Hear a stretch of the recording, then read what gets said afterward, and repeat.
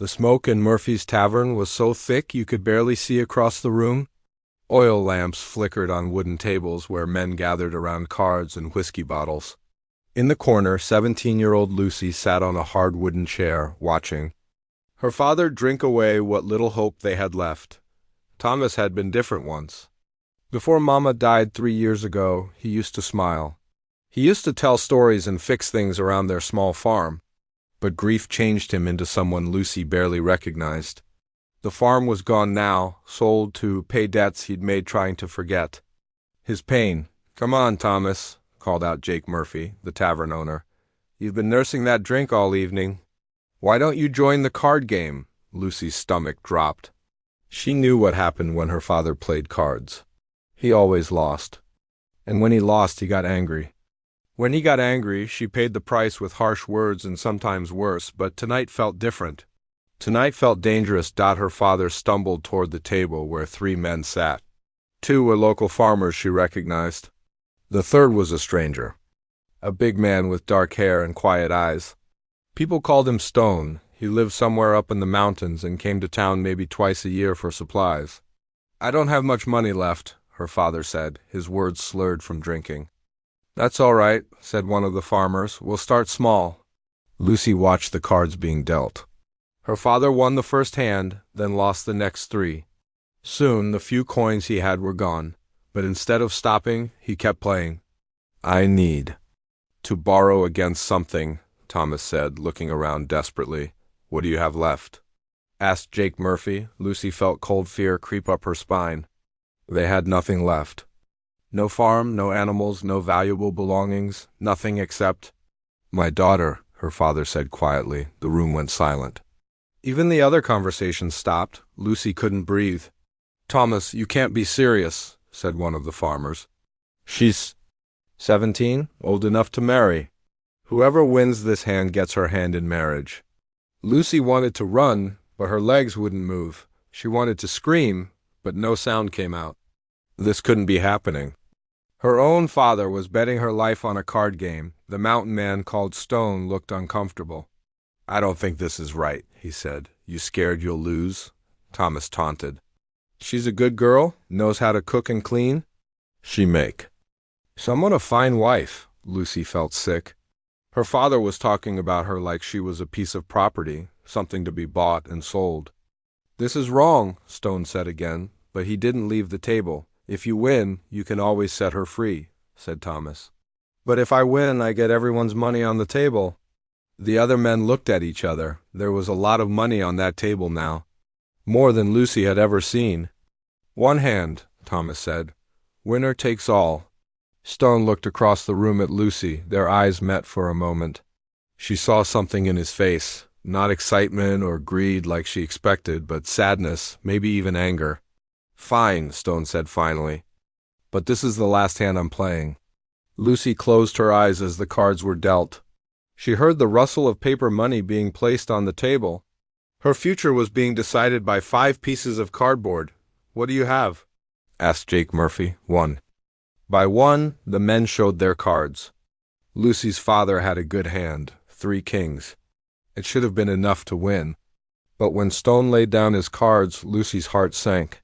"Straight flush," Stone said quietly. The room was silent again. Thomas stared at the cards like he couldn't believe what he was seeing. "No," he whispered. "No, this can't be right." But it was right. Stone had won. And according to the bet, he had won Lucy. Stone gathered the money from the table slowly, like he didn't want it. Then he stood up and walked toward Lucy. She pressed herself back in her chair, terrified of what would happen next. But Stone didn't grab her or hurt her. Instead, he crouched down so they were at eye level. "I'm sorry this happened," he said. Softly, "I never wanted any of this." Lucy stared at him. He sounded like he meant it. Thomas stumbled over, angry and drunk. "She's yours now," he said bitterly. "I hope you enjoy what you won." "Go home, Thomas," Stone said, standing up. "Sleep it off. Don't tell me what to do," Thomas shouted. "You won my daughter fair and square. She's your problem now." Lucy realized with growing horror that her father wasn't going to fight for her. He wasn't going to take back his terrible bet. He was actually going to let this stranger take her away. Stone looked back at Lucy. Do you have belongings you need? To collect? She nodded, not trusting her voice. Then let's go get them, he said. We'll leave in the morning. As they walked out of the tavern together, Lucy heard her father order another drink. He wasn't even watching her leave. The man who was supposed to protect her had just traded her away for a chance at money he didn't even win. The night air was cold against her face. Stone walked beside her silently as they headed toward the small shack where she and her father had been staying. I know you're scared, Stone said finally. I would be too. Lucy looked at him. In the moonlight, his face didn't look cruel or mean. He just looked tired. What's going to happen to me? She asked. Stone stopped walking. I don't know, he said honestly. But I promise you this, I won't hurt you. Whatever happens next, I won't hurt you. It was the first kind thing anyone had said to her in 3 years. Lucy didn't know if she could believe him, but something in his voice made her want to try. Tomorrow, her life would change completely. Tonight, for the first time in a long time, someone had made her a promise that didn't sound like a lie.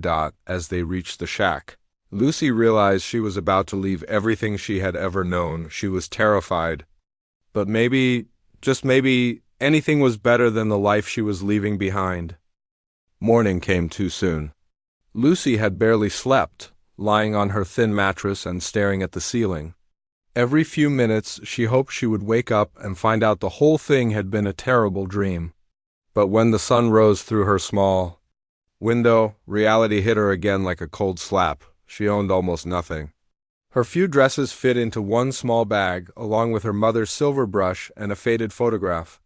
Everything else belonged to her father or the people they owed money to. A gentle knock came at the door. Lucy, it's Stone. Are you ready? Her father was still asleep on the floor, snoring loudly and smelling like whiskey. He hadn't even said goodbye. Lucy picked up her bag and opened the door. Stone stood there with 2 horses and a pack mule loaded with supplies. He looked different in the daylight, younger than she had thought, maybe 30 years old. His clothes were simple but clean, and his dark hair was pulled back neatly. Is that everything? He asked, nodding toward her small bag. Yes, Lucy said quietly. Stone tied her bag to one of the horses, then helped her climb up. His touch was gentle, like he was helping an elderly woman into a church pew. Lucy had expected him to be rough or demanding, but he seemed almost careful with her. We have a long ride ahead, Stone said, climbing onto his own horse. About 3 days to reach my cabin. Are you a good rider? Good enough, Lucy answered. She had learned to ride on their old farm horse back when they still had a farm. They rode out of town slowly. A few people watched them go, but nobody said anything. Lucy wondered if anyone would even remember she had been there. For the first hour they rode in silence. Lucy kept expecting Stone to say something cruel or demanding, but he just rode quietly beside her. When her horse stumbled once on loose rocks, he reached out to steady her without being asked. Are you all right? He said. I'm fine, Lucy replied, surprised by his concern. Around midday, Stone stopped near a small stream. The horses need water, he said, and we should eat something. Lucy climbed down carefully. Her legs were already sore from riding. Stone unpacked bread, cheese, and dried meat from his supplies. Here, he said, offering her the food. Lucy took it hesitantly. Thank you. They sat on opposite sides of the stream while they ate. Stone seemed to be thinking about something, his forehead wrinkled with worry. I want you to know, he said finally. I never planned for any of this to happen. Lucy looked at him across the water. Then why did you play the game? Stone was quiet for a long moment. Your father kept raising the stakes. I thought if I won the money, I could give it to you so you could start fresh somewhere.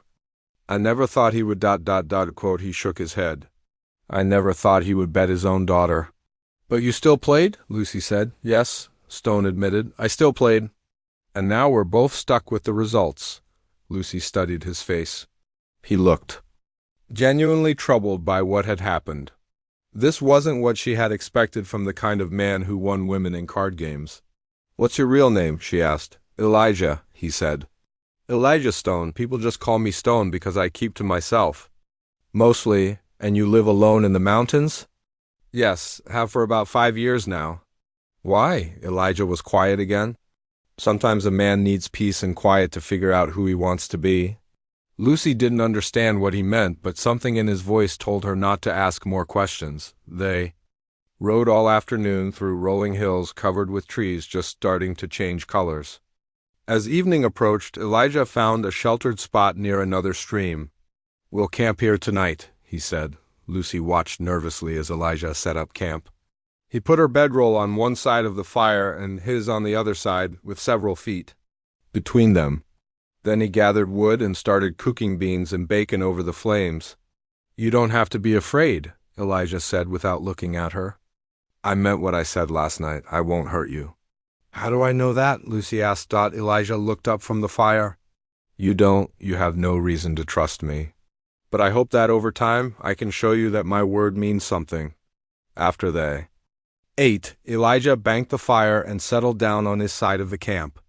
"Good night, Lucy." "Good night," she replied, but Lucy didn't sleep well. Every sound in the darkness made her jump. What if Elijah was just pretending to be kind? What if he was waiting for her to fall asleep? She had heard stories about men who took advantage of women who had no one to protect them, but hours passed and Elijah never moved from his bedroll. Once, when an owl hooted loudly and made Lucy gasp, she heard his voice in the darkness. "It's just an owl," he said gently. "Nothing to worry about." On the second day they rode through thicker forests where the trees grew so tall they blocked out most of the sun. Lucy found herself relaxing slightly. Elijah continued to treat her with respect, helping her on and off her horse and sharing his food without making her feel like she owed him anything. "Tell me about your cabin," Lucy said as they rode. "It's nothing fancy," Elijah replied. 2 rooms, stone fireplace, good roof. There's a garden and a small barn for the animals. The view is nice. You can see for miles in every direction. Do you get lonely? Elijah thought about this. Sometimes. But lonely is better than some other things. Lucy wondered what he meant by that, but she was starting to understand that Elijah said exactly what he meant and nothing more. On the third day, they began climbing into real mountains. The air got cooler and thinner. Lucy had never been this high up before, and the views took her breath away. Valleys stretched out below them like green carpets, and snow-capped peaks rose in the distance. "It's beautiful," she said. "Yes," Elijah agreed. "That's why I came here." Late in the afternoon, they crested a ridge, and Lucy saw a small cabin sitting in a green valley. Smoke was rising from the chimney, and she could see gardens and a small barn just like Elijah had described. "That's home," Elijah said. "Home." The word sounded strange. Lucy hadn't had a real home since her mother died. She had no idea what to expect when they reached the cabin. But at least now she knew that Elijah Stone wasn't the monster she had feared. He might be Dot. As they rode down into the valley, Lucy realized that whatever happened next, her old life was completely over. There was no going back now. She could only move forward and hope that this quiet mountain man really was as kind as he seemed. The horses' hooves crunched on fallen leaves as they approached the cabin.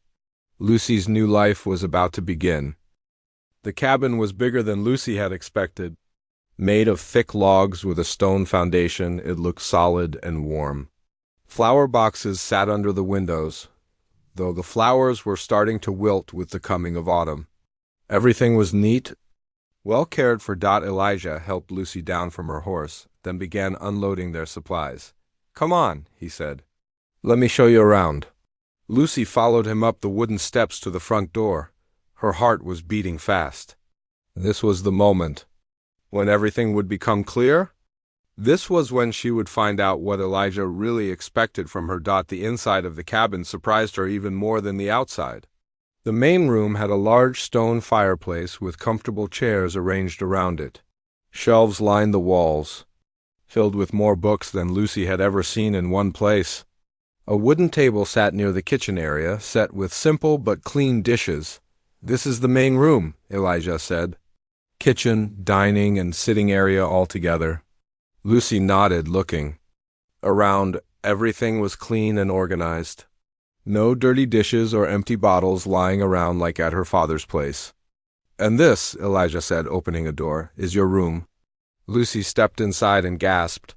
The room was small but cozy, with a real bed covered in a colorful quilt. A washstand with a mirror sat in one corner, and there was even a small wardrobe for clothes.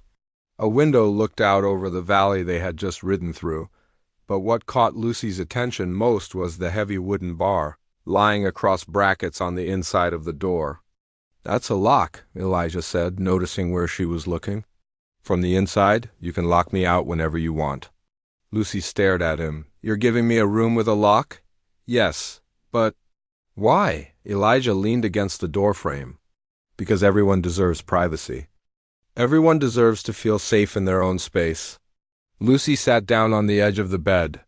The mattress was soft, softer than anything she had slept on in years. "I don't understand." "What do you want from me?" Elijah was quiet for a moment. "I want you to understand that you have choices here. Yes, legally, that card game made you my responsibility. But that doesn't mean you're my prisoner." "What kind of choices?" "You can stay here and help me with the household work, cooking, cleaning, tending the garden. In exchange, you'll have food, shelter, and safety, or—" He paused. "If you want to leave, I'll give you supplies and directions to the nearest town. There's a settlement about 50 miles south where you could start fresh." Lucy looked at him in shock. "You would just let me go?" "If that's what you want, yes. But you won me. Doesn't that mean you own me?" Elijah's face darkened. "No person can own another person." "I don't care what the law says." "I don't care what that card game said. You're not property." Lucy had never heard a man talk like this before. Her father had always told her that women belonged to their fathers and then their husbands. That was just the way things were. "I don't understand," she said again. Elijah sat down in the chair by her window. "5 years ago, I fought in the war. I saw what happens when people think they can own other people. I saw the pain it causes. I decided then that I would never be part of that kind of thinking. So you came here?" "I came here to find peace. To live quietly and hurt no one." He looked out the window. "I never planned to have anyone else here. But now you are here, and I want you to know that whatever you decide, I'll respect it." Lucy felt tears starting in her eyes. "No one has ever given me choices before." "Well, you have them now," Elijah said gently. "Take your time deciding. There's no rush." He stood up to leave, then turned back. "Are you hungry?" "I was going to make some supper." Lucy realized she was hungry. The long ride and the stress of everything had made her forget to eat much during the day. "Yes, please," she said. "Good, come out whenever you're ready. Make yourself comfortable." After Elijah left, Lucy sat alone in her room. She looked around. At the clean walls, the soft bed, the window with its view of mountains and sky. She walked over and tested the lock on the door. It was solid and strong for the first time in 3 years. Lucy felt safe. She unpacked her few belongings, placing her mother's brush on the washstand and hanging her dresses in the wardrobe. The room actually had space left over when she was done. From the main room she could hear Elijah moving around preparing food. The sounds were gentle and domestic, nothing threatening about them. Lucy opened her door and went out to join him. Elijah was at the stove, stirring something that smelled wonderful. "Vegetable stew," he said without turning around.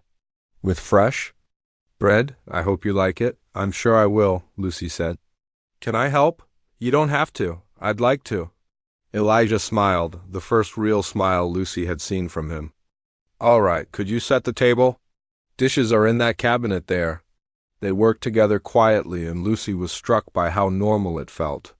Like they were family members preparing a meal together, not a man and the woman he had won in a card game. Over dinner, Elijah told her about the valley, how he had built the cabin himself, learning carpentry as he went, how he grew most of his own food and traded with distant neighbors for the things he couldn't make, how he spent his winters reading and his summers exploring the mountains. "It sounds peaceful," Lucy said.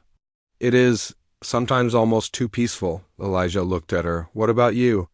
What was your life like before?" Lucy told him about the farm, about her mother's death, about watching her father slowly fall apart.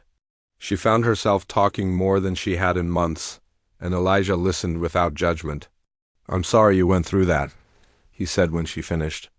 "No child should have to take care of a grown man like that." After dinner, Elijah showed Lucy around the rest of the property. The garden where he grew vegetables, the small barn with 2 cows and some chickens, the stream that provided fresh water, everything was well maintained and organized. "You did all this yourself?" Lucy asked. "Had to. There's no one else up here to do it." As the sun set behind the mountains, they sat on the cabin's front porch. The air was cool and clear, full of the scent of pine trees and wood smoke. "Elijah," Lucy said finally. "Yes? I think I'd like to stay, at least for a while," Elijah nodded. "I'm glad. It'll be nice to have some company." "What would you want me to do? What kind of work?" "Whatever you're comfortable with." "Cooking, cleaning, helping with the garden, but only if you want to. This isn't about you owing me anything." Lucy looked out at the peaceful valley.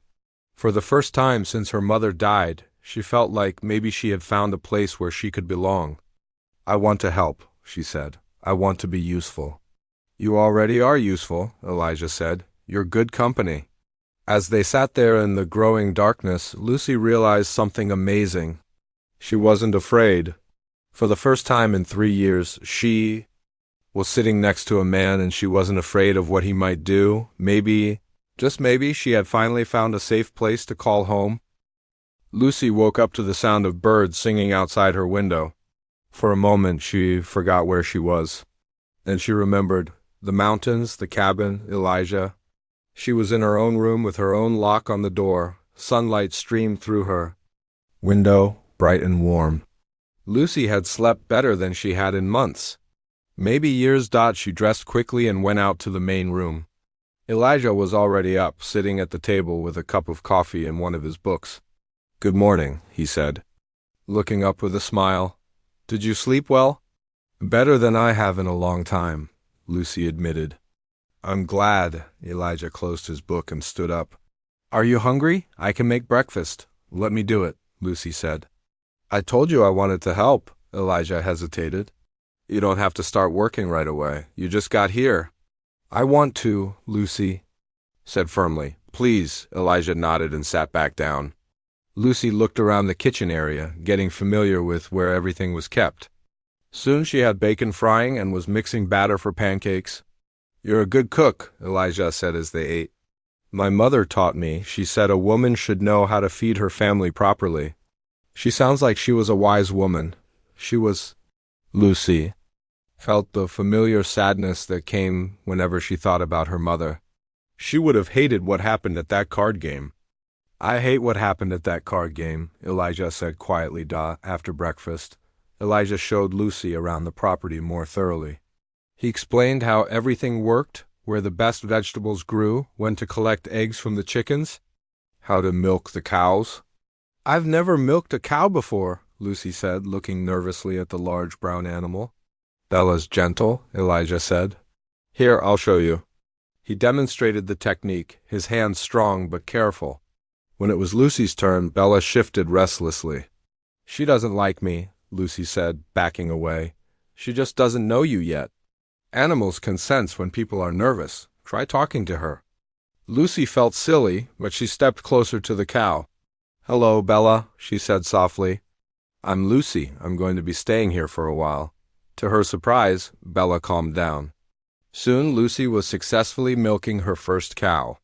"You're a natural," Elijah said. Over the next few days, Lucy settled into a routine. She cooked breakfast while Elijah did the morning chores. Then they worked together in the garden or around the property. Afternoons, Elijah would read while Lucy mended clothes or organized the cabin. What surprised Lucy most was how patient Elijah was. When she burned the bread, he just smiled and said they could make more. When she accidentally let the chickens out of their pen, he helped her catch them without getting angry. When she broke a plate while washing dishes, he told her not to worry about it. "Don't you ever get mad?" Lucy asked one day. "About small things like broken plates?" "No, life's too." Short to waste time being angry about accidents. My father got angry about everything. Your father was in pain, Elijah said. Grief can make people do terrible things. That doesn't excuse what he did to you, but it might explain it. Lucy had never thought about her father's behavior that way before. She had always assumed his anger was her fault somehow. In the evenings, Elijah would read aloud while Lucy worked on mending or knitting. His voice was deep and pleasant, and Lucy found herself looking forward to this quiet time together. You have a lot of books, she said one night. I like to learn new things. Books are good teachers. I never learned to read very well, Lucy admitted. My mother started teaching me, but after she died, Would you like me to help you? Elijah asked. I could teach you. Lucy felt her cheeks get warm. You wouldn't mind? I'd enjoy it. It would give us something to do during the long winter evenings. So Elijah began teaching Lucy to read better. He was as patient with letters and words as he was with everything else. When Lucy struggled with a difficult word, he would sound it out slowly until she understood. You're smart, he told her one evening after she had read an entire page without help. Don't let anyone ever tell you otherwise. Lucy felt a warmth in her chest that had nothing to do with the fireplace. It had been so long since anyone had said something kind about her. One afternoon, Lucy was hanging laundry when she heard the sound of horses approaching. Fear shot through her like lightning. What if it was her father coming to take her back? What if it was lawmen saying the card game wasn't legal? Elijah came out of the barn, saw her frightened face, and immediately moved to stand beside her. It's all right, he said quietly. It's just my neighbor, Ben. He comes by sometimes to check on me. A middle-aged man with a gray beard rode up to the cabin. His eyes went immediately to Lucy, and she saw him take in the situation. Elijah, the man said, dismounting. I heard you had some company. Ben, this is Lucy. Lucy, this is Ben Morrison. He has a farm about 10 miles south of here. Ben tipped his hat to Lucy. Miss Lucy, nice to meet you. Nice to meet you too, Lucy said softly. The two men talked about weather and crops while Lucy finished hanging the laundry. She could feel Ben glancing at her occasionally, but his looks weren't threatening. More like he was trying to figure out what was going on. Lucy makes the best pancakes you've ever tasted, Elijah said at one point. Is that so? Ben smiled at her. My wife Mary would love to get a good pancake recipe. She's always complaining that hers come out flat. When Ben left, he shook Lucy's hand gently. You take care of yourself, miss, and you let me know if you need anything. My farm isn't too far away. After he rode off, Lucy felt oddly comforted. It was nice to know there were other people nearby, people who seemed kind. Ben's a good man, Elijah said. He and Mary have been married 30 years. They're some of the best people I know. He seemed nice, Lucy agreed. If you ever needed help, if something happened to me, you could go to Ben and Mary. They'd take care of you. Lucy looked at Elijah in alarm. Is something going to happen to you? No, I don't think so. But it's good to know you have options.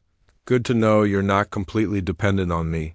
Once again, Elijah was thinking about her freedom, her choices. Lucy was starting to understand that this was just how he thought about things. He wanted her to feel safe and independent, not trapped. That night, as they sat reading by the fire, Lucy realized something that surprised her. She was happy. Not just safe or comfortable, but actually happy. When was the last time she had felt that way? Elijah, she said suddenly. Yes? Thank you for everything. Of being kind to me, Elijah looked up from his book. You don't need to thank me for treating you like a human being, Lucy. That should be the normal way of things. But Lucy knew it wasn't normal. At least it hadn't been normal in her life. This kindness, this respect, this careful attention to her feelings and choices, this was special. As she got ready for bed that night, Lucy looked around her cozy room and felt grateful. Grateful for safety, for kindness, for the chance to start over. For the first time in 3 years, Lucy was looking forward to tomorrow. Autumn painted the mountains in brilliant reds and golds.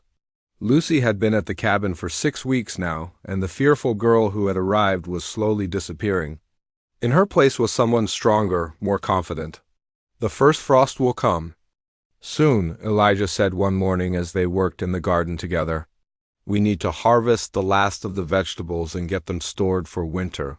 Lucy had learned so much about mountain living. She could milk Bella without any help now, and the chickens actually seemed to like her. She had become an expert at making bread and could cook a dozen different meals with the simple ingredients they had. How long do the winters last here? She asked, pulling up carrots. Usually from November to March, sometimes longer. Elijah paused in his work. Are you worried about being stuck here all winter with just me for company? Lucy considered the question seriously. A few months ago, the idea would have terrified her. Now it just seemed peaceful. No, she said. I think I'll like the quiet. They worked in comfortable silence for a while. Lucy had come to appreciate these quiet moments with Elijah. He never felt the need to fill every silence with words, and neither did she anymore. Lucy, Elijah said eventually, yes? I want you to know that you've made this place feel like a real home. I didn't realize how lonely I was until you got here. Lucy felt warm pleasure at his words. I like it here. I like feeling useful. You are useful, more than useful. Elijah seemed to struggle for the right word. You're good company, easy to be around. That evening, Ben Morrison came. By again, this time with his wife, Mary. Mary was a plump, cheerful woman with kind eyes and gray hair. I brought some apple butter, Mary said, handing Lucy a jar. Ben told me you were a good cook, so I thought you might appreciate some of my preserve. Thank you, Lucy said, touched by the gesture. Would you like to stay for supper? We'd love to, Mary said. Over dinner, Mary asked Lucy about her life before the mountains. Lucy found herself telling a carefully edited version of her story. Her mother's death, her father's drinking, the difficult years that followed. She left out the worst parts, but Mary seemed to understand anyway. You poor dear, Mary said. Well, you're in good hands now. Elijah's one of the finest men I know. Lucy glanced at Elijah, who looked embarrassed by the praise. He's been very kind to me, Lucy said. More than kind, I'd say, Ben added. Not many men would take in a young woman with no expectations. Shows real character. After their guests left, Lucy helped Elijah clean up the dishes.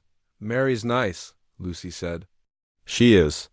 She reminds me of my mother sometimes. You don't talk about your family much? Elijah dried a plate slowly. My parents died when I was young. I had a sister, but she died in the war, a fever that went through the army camps. I'm sorry, it was a long time ago. Elijah put the plate away, but it's one reason I came up here. After losing everyone, I needed time to figure out how to live without them. Lucy understood that feeling. When my mother died, I felt lost for the longest time. Like I didn't know who I was supposed to be anymore, and now? Lucy thought about it. Now I feel like maybe I'm starting to figure it out. As October passed, Lucy and Elijah fell into an even more comfortable routine.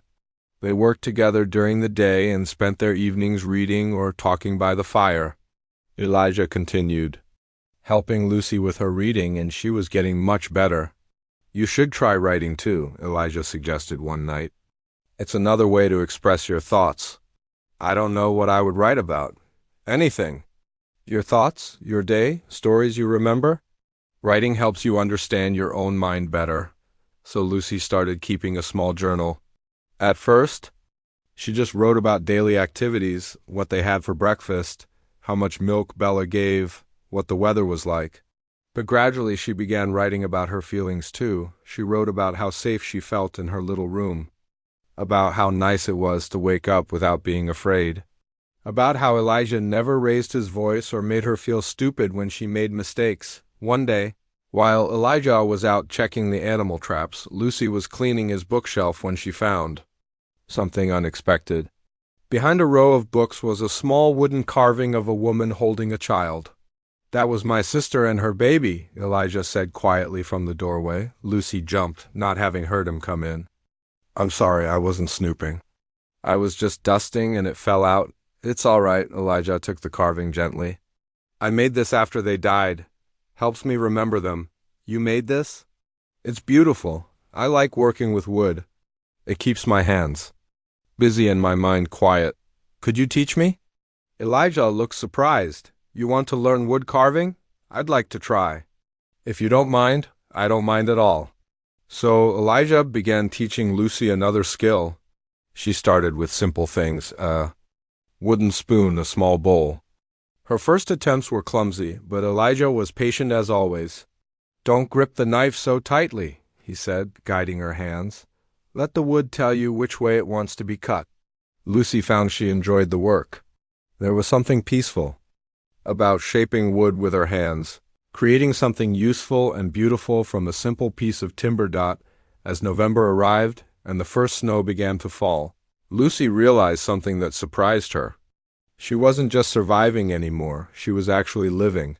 For the first time since her mother died, she had interests and goals and things she looked forward to each day. I never thought I'd like winter, she said one evening as they watched. Snowfall outside the window. Why not? Winter always meant being cold and hungry and stuck inside with my father when he was drinking. This winter will be different, Elijah said. Yes, Lucy agreed, this winter will be very different. As she got ready for bed that night, Lucy looked at herself in the small mirror over her washstand. The frightened, tired-looking girl was gone. In her place was a young woman with bright eyes and a face that had learned to smile again. She thought about her father sometimes, but the anger was fading. He had given her away in a card game, yes, but maybe that had been the best thing he could have done for her. Maybe he had set her free without meaning to. Lucy blew out her candle and settled into her warm, comfortable bed. Outside, the wind howled through the mountains, but inside the cabin all was safe and peaceful. For the first time in her life, Lucy was exactly where she wanted to be. The snow came early and heavy that year. By December, it was piled 3 feet deep around the cabin, and the nearest trail was completely blocked. Lucy and Elijah were truly cut off from the outside world until spring. Good thing we stored plenty of food, Elijah said, looking out at the white landscape. We won't be going anywhere for a while. Lucy might have been frightened by the isolation, but instead she felt peaceful. The cabin was warm and well stocked. She had good company and plenty to keep her busy. During the long winter evenings, she and Elijah read together, worked on their carving projects, and talked about everything under the sun. Lucy's reading had improved so much that she could now get through entire books on her own. You're smarter than you think you are, Elijah told her one night as she finished reading. A story aloud. I never felt smart before, Lucy said. My father always said I was slow. Your father was wrong about a lot of things. Lucy had come to realize this was true. As the weeks passed, she found herself thinking less and less about her old life. It felt like something that had happened to someone else. Just after Christmas, Lucy woke up feeling terrible. Her head ached, her throat was sore, and she felt hot and cold at the same time. I think I'm sick, she told Elijah when he knocked on her door to check why she hadn't come out for breakfast. Elijah took one look at her flushed face and immediately went into action. He brought her water, made her tea with honey, and insisted she stay in bed. It's just a cold, Lucy protested. I can still help with the chores. The chores can wait, Elijah said firmly. You need to rest. Over the next 3 days, Lucy's cold turned into a real fever. She drifted in and out of sleep, sometimes waking up confused about where she was. Through it all, Elijah took care of her. He brought her soup and made sure she drank enough water. He changed the cool cloths on her forehead when the fever spiked. He sat by her bedside reading aloud when she was awake, and he checked on her every few hours during the night. You don't have to do this, Lucy said weakly during one of her lucid moments. I'll be fine. I know you'll be fine, Elijah said, but nobody should be sick alone. On the 4th morning, Lucy's fever finally broke. She woke up feeling weak, but clear-headed for the first time in days. Elijah was asleep in the chair beside her bed, his head tilted back and his mouth slightly open. He looked exhausted. Lucy watched him sleep and felt something shift inside her chest. This man had spent 4 days taking care of her without asking for anything in return. He had been gentle and patient and kind. Even when she was at her most vulnerable. She thought about all the stories she had heard about men taking advantage of sick women, about men who saw helplessness as an opportunity. But Elijah had been nothing but protective. When Elijah woke up and saw her watching him, he smiled. "How are you feeling?" he asked. "Much better. Thank you for taking care of me." "You don't need to thank me for that," but Lucy did need to thank him. She needed him to know that his kindness mattered. As she recovered over the next few days, Lucy found herself seeing Elijah differently. She had always appreciated his kindness, but now she was beginning to understand something deeper about his character. This was a man who could be trusted completely. A man who would never take advantage of someone weaker than himself. A man who cared about her well-being more than his own convenience. "Elijah," she said one evening as they sat by the fire. "Yes? Why did you never marry before you came to the mountains?" Elijah was quiet for a long moment. "I was engaged once, during the war, but she died in one of the fever outbreaks. I'm sorry." Her name was Rebecca. "She was kind and smart and brave. After she died, I thought I would never want to care about anyone that much again. It hurt too much to lose her." Lucy understood. "Is that why you came here, to avoid caring about people?" "Partly. I thought if I lived alone, I wouldn't have to worry about losing anyone else. But you do care about people. You care about Ben. And Mary, you care about me." Elijah looked at her across the firelight. "Yes, I suppose I do." Something passed between them in that moment, an understanding, an acknowledgement of feelings that neither of them had spoken aloud. As February melted into March, Lucy found herself thinking about Elijah in ways she had never thought about any man before. She noticed the way his eyes crinkled when he smiled. She appreciated his strong, gentle hands when he helped her with difficult carving projects. She looked forward to their evening conversations more than anything else in her day, but she also worried. What if these feelings were just gratitude? What if she was confusing appreciation with something deeper? And what about Elijah? He was kind to her, but that didn't mean he thought of her as anything more than a responsibility. One evening in late March, Lucy was washing dishes when she heard a loud crack from outside, followed by a crash and a shout. She ran outside to find Elijah pinned under a large branch that had fallen from a snow-heavy tree. His face was pale with pain. "Elijah." Lucy knelt beside him, her heart racing. "Are you hurt?" "My leg," he said through gritted teeth. "I think it might be broken." Lucy had never handled a medical emergency before, but something inside her took over. She managed to move the branch enough to free Elijah's leg, then helped him get back to the cabin. For the next 2 weeks, Lucy took care of Elijah the same way he had taken care of her during her illness. She set his broken leg as best she could, brought him meals in bed, and handled all the daily chores by herself. "I'm supposed to be taking care of you," Elijah said one day as Lucy brought him lunch. "People take care of each other," Lucy replied. "That's what you taught me." During those 2 weeks, something changed between them. The careful distance they had maintained began to disappear. They talked more openly about their feelings, their fears, their hopes for the future. "Lucy," Elijah said one evening as she helped him outside to sit on the porch. "Yes? I need to tell you something. These past months having you here, it's been the happiest I've been since before the war." Lucy's heart started beating faster. "It's been the happiest I've been since before my mother died." They looked at each other in the fading light, and Lucy saw something in Elijah's eyes that made her breath catch. "I care about you," he said quietly. "More than I should, maybe. More than I planned to." "Why more than you should?" "Because of how we met. Because of what that card game represents. I don't want you to think that I expected anything from you. I don't want you to feel obligated to care about me in return." Lucy reached over and took his hand. "Elijah, that card game brought me here, but it doesn't define what happens next. My feelings for you have nothing to do with obligation." "What kind of feelings?" he asked, his voice barely above a whisper. Lucy took a deep breath. "The kind that make me happy you're here. The kind that make me want to take care of you when you're hurt.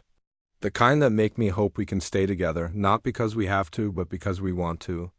Elijah squeezed her hand gently. "I want that too, more than anything." As spring began to return to the mountains, Lucy realized that the frightened girl who had arrived in autumn was completely gone. In her place was a woman who knew her own mind and heart. The winter had changed everything. It had shown her that love could grow in the most unexpected places, and that sometimes the worst things that happen to us can lead to the best things in our lives. Spring came late to the mountains that year, but when it finally arrived, it brought more than just melting snow and budding trees. It brought a visitor that would change everything. Lucy was hanging laundry on the line behind the cabin when she heard horses approaching. Her stomach tightened with the old familiar fear, but then she saw Ben Morrison riding up the trail with a stranger. "Elijah," Ben called out. "Got some news for you." Elijah came out of the barn, his legs still stiff from the break but mostly healed. Lucy joined them in the yard, staying close to Elijah's side. "This here is Deputy Marshal Tom Bradley," Ben said, gesturing to the other man. "He's got some information about Lucy's situation." Lucy felt her blood turn cold. Were they here to arrest her, to take her away? The marshal was a middle-aged man with kind eyes and a serious expression. He tipped his hat to Lucy politely. "Miss Lucy, I have some news about your father." Lucy's heart stopped. "Is he?" "I'm afraid he passed away this winter, miss. Froze to death behind Murphy's Tavern after a night of drinking." Lucy stared at the marshal, trying to process what he had just told her. Her father was dead. The man who had gambled her away like she was property was gone. "I'm sorry for your loss," the marshal continued. "But I wanted you to know that legally, this means you're completely free now. That card game, well, it was questionable to begin with, but now it doesn't matter anyway." "What does that mean exactly?" Elijah asked, his voice carefully controlled. "It means Miss Lucy here can go wherever she wants, do whatever she wants. She's not bound to anyone or anything." The marshal looked directly at Lucy. "You're a free woman, miss. Completely free." After the marshal and Ben left, Lucy and Elijah sat on their porch in silence. The news had hit them both like a thunderbolt. "So," Elijah said finally, "you're free." "Yes," Lucy said quietly, "I'm free." They sat there watching the sun set behind. The mountains, both lost in their own thoughts. "What will you do?" Elijah asked. Lucy had been asking herself the same question. What would she do? For the first time in her adult life, she could go anywhere, be anything. The world was wide open before her. "I don't know," she admitted. "I never thought about having real choices before. You could go to San Francisco or Denver. Big cities, with lots of opportunities for a smart woman like you." Lucy looked at him. "Is that what you want me to do?" "I want you to do whatever makes you happy. Even if that means leaving here?" Elijah was quiet for a long moment. "Even if it means leaving here?" "I won't lie, the thought of you leaving tears me apart. But I want you to choose your life freely. I want you to know that whatever you decide, it's really your choice." That night, Lucy lay awake staring at the ceiling. She thought about cities and opportunities and adventures. She thought about having her own money, her own home, her own independent life, but mostly, she thought about Elijah. She thought about his gentle hands teaching her to carve wood. She thought about his patient voice helping her learn to read. She thought about the way he had cared for her when she was sick, asking nothing in return. She thought about the way her heart felt light when he smiled at her. The way she looked forward to their conversations every evening. The way being near him made her feel safe and valued and truly seen. In the morning, Lucy made her decision. "Elijah," she said as they sat down to breakfast. "Yes, I want to stay." "Here, with you." Elijah looked up from his coffee, hope and caution warring in his expression. "Are you sure? You don't have to decide right away. You could take time to think about it." "I have thought about it all night." Lucy reached across the table and took his hand. "I'm not staying because I have to. I'm not staying because I have nowhere else to go. I'm staying because this is where I want to be." Lucy. Let me finish. "I'm staying because I love this place. I love the mountains and the quiet and the way life feels simple and good here. But mostly I'm staying because I love you." Elijah's eyes widened. "You love me?" Yes, I love your kindness and your patience and the way you see the good in everything. I love how you made me feel human again when I had forgotten what that felt like. I love how you gave me choices when no one else ever had. Elijah stood up and came around the table to her. He knelt down beside her chair and took both her hands in his. I love you too, he said. I have for months. But I was afraid to say anything because of how we met. I was afraid you would think I expected something from you. The card game brought me here, Lucy said. But it doesn't have anything to do with how I feel about you now. What I feel for you grew out of who you are, not out of obligation. Elijah reached up and touched her face gently. Are you absolutely sure? Because once I tell you how much I love you, once we admit what this is between us, there's no going back to the way things were. Lucy smiled. I don't want to go back, I want to go forward. With you, Elijah stood up and pulled her into his arms. When he kissed her, it was soft and sweet and full of all the feelings they had been holding back. Will you marry me? He asked. When they broke apart. Not because of any card game or legal obligation, but because you want to. Yes, Lucy said without hesitation. Yes, I want to marry you. They were married 2 weeks later by Ben Morrison, who had been ordained as a minister years earlier. Mary Morrison cried happy tears and insisted on making a wedding cake. A few other neighbors came down from their distant farms to celebrate. Lucy wore her mother's dress, altered to fit her properly. Elijah carved her a wedding ring from the same mountain cedar he used for all his special projects. As they stood together in the meadow behind their cabin, saying their vows under the open sky, Lucy thought about the journey that had brought her here. A card game had started it all. Her father's desperate, drunken bet had seemed like the worst thing that could happen to her. But it had led her to this moment, to this man, to this life she never could have imagined. I promise to love you and respect you and choose you every day, Lucy said as she slipped the cedar ring onto Elijah's finger. I promise to honor your choices and protect your freedom and love you for exactly who you are. Elijah replied as he placed her ring. When Ben pronounced them husband and wife, Elijah kissed her again while their small group of friends cheered. That night, as they sat on their porch as a married couple, Lucy looked out at the mountains that had become her home. Do you ever regret it? Elijah asked. Staying here instead of seeing the world? Lucy considered the question seriously. No, I think some people are meant to see the world, and some people are meant to find their world in one perfect place. I found mine here with you, even though it started with a card game. Lucy smiled. Especially because it started with a card game. It taught me that sometimes the worst things that happen to us can lead to the best things in our lives. It taught me that freedom isn't about where you go, it's about choosing to be where you are. As the stars came out over their mountain valley, Lucy realized she had found something she hadn't even known she was looking for. She had found a home, a partner, and most importantly, she had found herself, the frightened girl who had been wagered away in a smoky tavern was gone forever. In her place was a woman who knew her own worth, who had chosen her own life, and who was deeply, completely happy with the choice she had made. 2 years had passed since that spring wedding in the mountain meadow, and Lucy could hardly believe how much her life had changed. She woke up each morning in the arms of a man who loved her completely, in a home they had built together with their own hands and hearts. The cabin had grown along with their happiness. Elijah had added a proper kitchen with more counter space and better storage. Lucy had started a flower garden that now bloomed brilliantly each summer. They had expanded the vegetable plot and added fruit trees that would provide food for years to come. Morning, Mrs. Stone, Elijah said, kissing her forehead as she stirred awake. Good morning, Mr. Stone, Lucy replied, stretching contentedly in their warm bed. It still gave her a thrill to hear her married name, not because she needed a man's name to define her, but because it represented the choice she had made freely. She was Mrs. Stone because she wanted to be, not because anyone had forced her to be. They had settled into a comfortable routine over the years.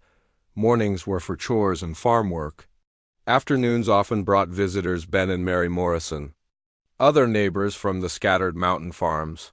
and sometimes travelers who needed shelter for a night. Lucy had become known throughout the area as someone who always had a hot meal and a kind word for anyone who needed them. She had learned that hospitality was one of her gifts, and she used it freely.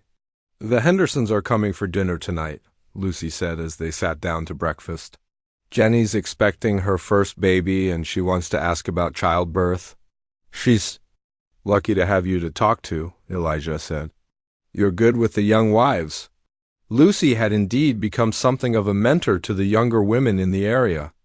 They came to her for advice about everything from cooking to marriage to dealing with difficult relatives. Lucy found deep satisfaction in helping other women navigate challenges she understood too well. "Remember when I was the one asking all the questions?" Lucy said, smiling at the memory. "You still ask questions? That's one of the things I love about you. You never stop wanting to learn new things." It was true. Over the past 2 years, Lucy had taught herself to preserve foods in ways she'd never known before. She had learned to identify and use medicinal plants. She had even started writing stories, inspired by the books she and Elijah read together. "I've been thinking," Lucy said as she poured maple syrup on her pancakes. "About what?" "About that story I've been writing. The one about the girl who finds her courage." "What about it?" "I think I want to try to get it published." Mary mentioned that her cousin in Denver works for a newspaper that sometimes prints stories. Elijah grinned. "That's a wonderful idea. Your stories are good, Lucy. People should read them." This was what Lucy loved most about her marriage, the way Elijah encouraged her dreams and supported her goals. He never tried to make himself feel bigger by making her feel smaller. Instead, he seemed to take genuine joy in her successes and growth. That afternoon, while Lucy prepared for their dinner guests, she reflected on how different her life was from what she had imagined it would be. She had once thought marriage meant losing your freedom and identity, but marriage to Elijah had given her more freedom than she had ever known. The Hendersons arrived just as the sun was setting behind the mountains. Jim Henderson was a young farmer who had married his sweetheart the previous spring. Jenny was barely 18 and very nervous about the baby coming. "I don't know anything about babies," Jenny confessed to Lucy as they sat on the porch after dinner. "My mother died when I was young, and I don't have any sisters." "I didn't know anything either when I got married," Lucy said gently. "But you learn as you go. And you're not alone. There are plenty of women around here who will help you." "Were you scared when you first got married?" Lucy thought about the question. "Yes, but not for the reasons you might think. I was scared because I had never been allowed to make my own choices before. I wasn't sure I would be good at it." "And were you good at it?" Lucy looked through the window at Elijah, who was talking with Jim about crop rotation. "I think so. Marriage taught me that love isn't about losing yourself, it's about becoming the best version of yourself." After the Hendersons left, Lucy and Elijah sat together on their porch swing, watching the stars come out. "Do you ever wonder what would have happened if that card game had gone differently?" Lucy asked. "Sometimes," Elijah admitted. "But then I remember that we found each other, and I can't imagine any other life being better than this one. Even if we had met some other way, under different circumstances." Elijah was quiet for a moment, considering. "I think we would have found each other eventually somehow. Some people are just meant to be together." Lucy snuggled closer to her husband. "I used to hate thinking about that night in the tavern. It seemed like such a terrible way for our story to begin. And now? Now I think every love story starts differently. Some start with a dance at a church social. Some start with a chance meeting on a train. Ours started with a card game and a desperate bet." Lucy paused. "What matters isn't how it started, but what we built from there." The next morning brought unexpected visitors. A young woman about Lucy's age rode up to the cabin with an older man who introduced himself as her uncle. "I'm Rebecca Walsh," the young woman said.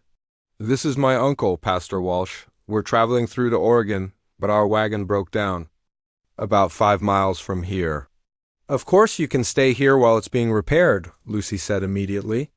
"How long do you think it will take?" "A few days at least," the uncle replied. "We can pay for our room and board." "Nonsense," Elijah sighed. We're happy to help. Over the next 3 days, Lucy got to know Rebecca Walsh.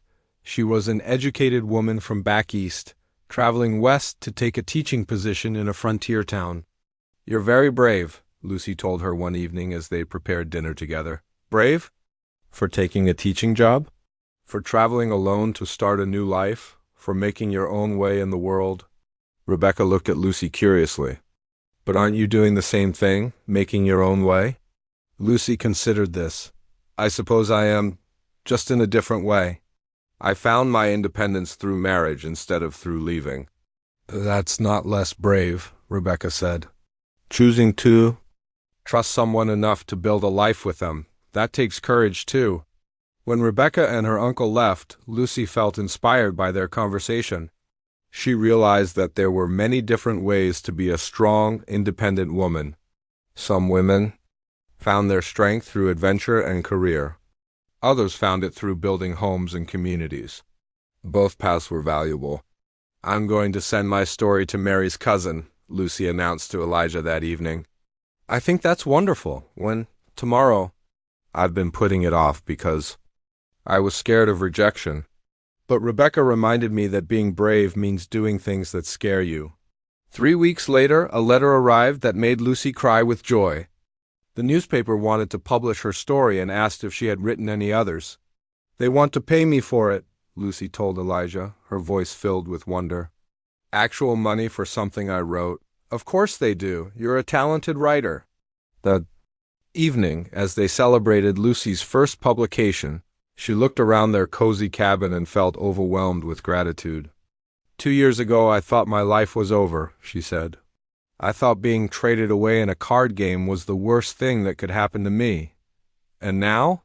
Now I know it was the beginning of everything good in my life. It brought me to you, to this place, to the person I was meant to become." Elijah pulled her into his arms. "You brought yourself to all of that, Lucy. The card game just gave you the opportunity. You're the one who chose to trust, to grow, to build something beautiful." As they danced slowly to music only they could hear, Lucy thought about the journey that had brought her here.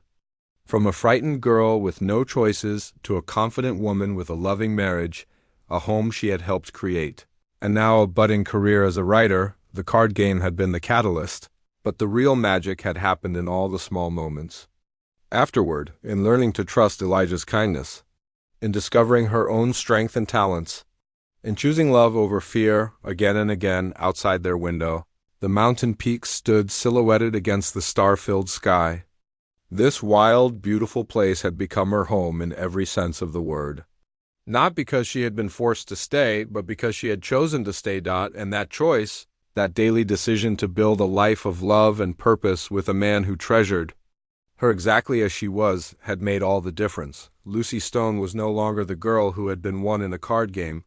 She was a woman who had won her own life through courage, love, and the freedom to choose her own happiness.